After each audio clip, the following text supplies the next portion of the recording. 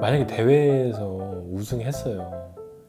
그러면 예전 대표님 그때 우승했을 때랑 지금이랑의 그 파급력이, 그 영향력이 동일한가요? 모르겠어요.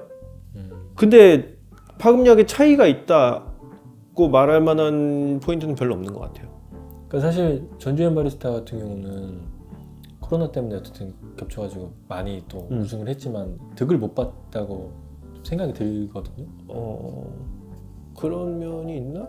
그런 면도 있을 것 같긴 하네요. 지금 보면 어디 못 나갔으니까. 네. 어쨌든 국내 대회 우승만이라도 해서 얻을 수 있는 득이 정말 많은 것인가? 아니 그렇게 많지는 않은 것 같아요. 사람에 따라 좀 다른 것 같아요. 나는 혜택을 좀 많이 보긴 했어요. 나는 우승을 하고 프리츠 덕분에 많이 본 케이스긴 해요.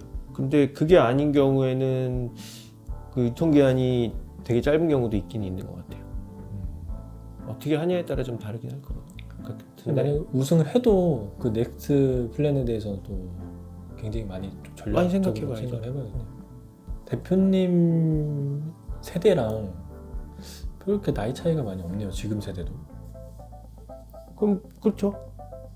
20대인 사람들은 딱히 뭐 어떤 아니 이제 막 대회 나가려고 하겠지, 그죠? 그 사람들. 그러다가 이제 한 30대 돼갖고 또 결승 올라와 있고 뭐 이러겠죠. 그렇게 막 어린 나이에 좋은 성적을 거두는 경우가 흔한 경우는 아니에요. 희대 정도가 좀 어렵고. 아, 맷퍼거 결승 갔을 때 몇 살이었니? 걔도 20대였을 거야. 아니 뭐 그렇게 똑똑한 애들이 있어요. 나도 그런 사람이었으면 진짜 존나 좋았겠다.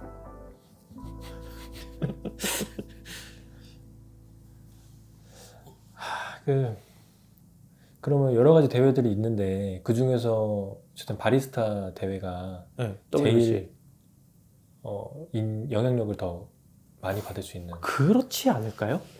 다른 대회는 솔직히 잘 모르겠어요. 일단 내가 나가본 적도 없고, 나가본 적이 없다는 건 룰도 어떤지 모르고, 그러니까 다른 대회에 대해서 내가 특별히 입을 뗄 만한 입장은 아닌 것 같고, 네, 일단 내 기준에서는 WBC, 내가 나갔던 대회만 놓고 얘기한 거지. 근데 WBC에서 우승했던 사람들 중에도 유독 영향력이 다른 사람들이 있어요. 다르다는 건 어떻게 다르다는 거예요? 유독 큰 사람들이 있어. 제임스 호프만. 엄청나게 크죠. 윈들보도 뭐 만만치 않은 것 같고. 근데 그 사이에 또 생각해봐요. 제임스 호프만 우승한 게 2007년인데. 그러니까 역대 우승자들이 매년 한 명씩 나온 거잖아. 코로나 때 이제 못했으니까 그때 빼면은 매년 한 명씩 쭉쭉 나온 거잖아. 그러면은 가장 최근에 한 사람의 영향력이 제일 클 거고, 시간이 많이 지났으면은 영향력이 줄어든 게 당연하잖아요. 그런데 2007년에 우승한 얘는 도대체 뭐길래 지금까지도 그렇게 영향력이 크냐. 그러니까 이거는 사실 대회로 인해서 무언가 만들어졌다 이렇게 말하기 어려운 것들이 되게 많아요. 그러니까 100% 대회다 이렇게 말할 수가 없다는 거야. 그냥 국내 대회에서 우승하면 그 영향력이 얼마나 크겠느냐. 그러면 우리가 기대하는 것만큼은 아닐 확률이 있죠. 근데 그 이후에 이 사람의 행보, 이 사람이 하는 이슈 파이팅 같은 것들이 얼마나 파급력이 있느냐, 여기에 이제 붙어 있는 문제겠죠. 그러면 대표님의 영향력은 나? 지금 어느 위치에 있다고 생각하세요? 나는 존나 조그맣지. 유튜버 1만. 제임스 호프만 유튜브 구독자 보셨어요? 100만 넘지 거기는. 근데 내가 그 사람하고 비교할 수 있는 사람은 아니니까. 여기는 존나 거대한. 근데 신기하긴 해요. 제임스 호프만 유튜브 많이 참고 또 하면 진짜 티스푼 하나 가지고도 걔 말도 잘해. 그거를 그 티스푼이 뭐라고.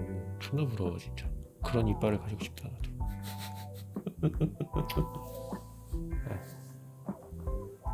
이게 사실 궁금했던 게 앤서니 더글라스도 그렇지만 4위를 했던 일본인이 있어가지고 일본도 또 이렇게 올라갔구나. 일본은 잘해요. 잘해요? 응. 결승에 많이 올라왔어. 우승한 적도 있어요? 응. 희대. 내가 나갔던 그 해 우승했잖아. 일본은 좀 더 이제 그런 트레이닝 그런 게 좀 더 좋은가? 아니 그렇다기보다는 전반적으로 커피 소비 자체가 일단 확실히 좀 있고 오래되기도 했고 스페셜티 커피 시장 자체가 훨씬 성숙했죠. 근데 그때도 왜 얘기했잖아. 되게 특이한 지점이 있어요. 일본이. 그거 알아? 그 왜 80년대 막 락 음악들 있죠. 90년대 그 LA 메탈 이런 것들 이미 유행이 끝났잖아. 네. 아무도 안 들어. 그 국가에서도 몇 명 안 들어. 그 나이 또래 그때의 향수를 기억하는 사람들은 그 음악을 들어. 근데 일본은 지금도 못 켜요. 그러니까 그 음악을 소비하는 층이 존재해. 약간 덕후들이 많아서 그런가? 그런가? 그래서 그 사람들이 항상 일본으로 공연을 가요. 지금도 자기를 찾으니까. 그 완전 강배전 커피 있잖아요. 그 소비 문화가 이제 스페셜티 커피가 등장했으니까 이게 죽겠지? 그게 아닌 거야. 그걸 소비하는 층이 있어. 스페셜티 커피는 그거대로 있고. 그게 좀 특이한 지점이죠. 그러니까 아주 올드 패션드한 커피하고 그게 그렇지 않은 경우가 모두 공존하는 케이스죠. 신기해. 그래서 뭔가 좀 다양성이 또 있지 않나? 그것과 별개로 또 다양성을 깎아먹는 요인들도 있거든요. 뭐 다 얘기할 수는 없는데 그런 부분들이 분명히 있거든요. 하여튼 특이해. 하여튼 좀 별났어요. 좀 그런 게 있어요. 대표님 일본어 좀 하세요? 옛날엔 좀 했는데 까먹었어요. 왠지 잘 어울릴 것 같아요. 조심해. 정치적인 얘기가 될 수 있어요.